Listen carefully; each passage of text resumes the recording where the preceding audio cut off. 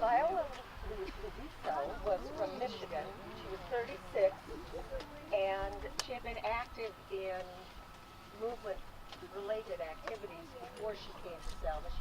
And she spent several days transporting people back and forth between Selma and Montgomery during and after the march.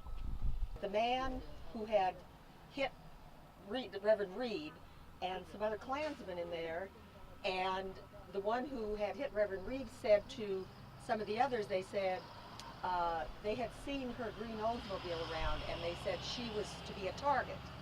And he said that he had done his job, meaning he had killed Reverend Reed, and now it was their turn to do their job. And so they followed her out of town while she was making one more trip back to Montgomery to pick up people, and came up beside her and shot twice at her. Leroy Moulton, that she was carrying. Oh my goodness. Leroy slumped over her, pretended dead. He was so frightened. What he did when after they shot her, he laid on her shoulder and pretended they had killed him too. After he stayed there, and after the cars they left, he flagged some other people down, and they went back to Brown's shop.